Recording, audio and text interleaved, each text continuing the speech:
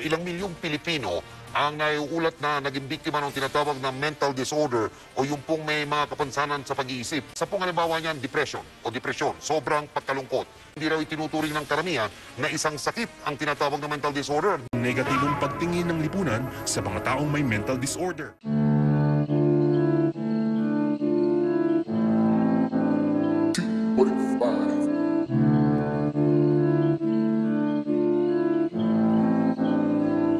Lagi mong tinatanong ang iyong sarili kung tama ba yung desisyong pinipili. At ang tao sa paligid mo, obserbahan mo ng maigi. Sa pag-iisip mo yung sinisisi sa mundong gawa-gawa.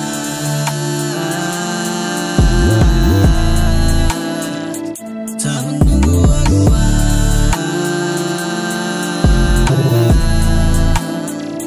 Sa mundong gawa-gawa.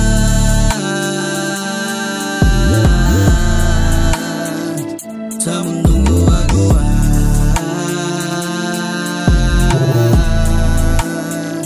Sa mundong gawa-gawa. Kakalalan, kakilala ilan lang. Inuulit mga sinasabi na lipasan, walang laman dyan. Kagalakan dadaan lang, kalungkutan nandyan lang. Hanggang sa pabago-bago, walang kontrol sarili kong padamdam. Halos hindi malapitan ng tao. Nasanay sa iyak tawang pabago-bago. Di masagot tanong nila kung ano ba ako. Doon nila didepende kung paano itatrato. Ang tingin sa'yo baliw na baliw. Pag nasasaktan ka nila ay aliw na aliw. Katinuan pati sa mundong to gustong bumitiw. Kapaligiran gusto nang dumili. Lagi mong tinatanong ang iyong sarili kung tama ba yung desisyong pinipili. At ang tao sa paligid obserbahan mo ng maigi. Sa pag-iisip mo ay sinisisi sa mundong gawa-gawa.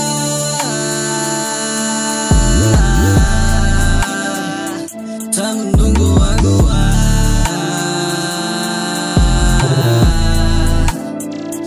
Sa mundong gawa-gawa.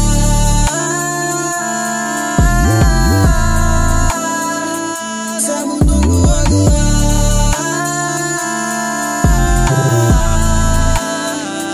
Sa mundong gawa-gawa. Nasaktan pero lang pakialam. Bilbid ko lang yung madumi na karton na mapanginginigaan. Walang permanente na bahay ang pahingaan ko kahit saan. Walang ibang taong makakabuo ng tahanan kung mag-isa lang. Akala nila maging masaya ang pinakakailangan. Ang isip pala yung nagpapalakas damahin ang iyong kahinaan.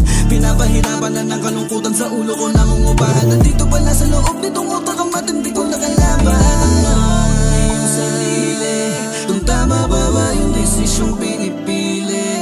At ang tao sa paligid obserbahan mo ng maigi. Sa pag-iisip mo ay sinisisi sa mundong gawa-gawa.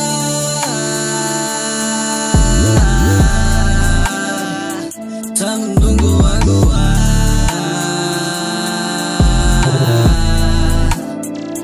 Sa mundong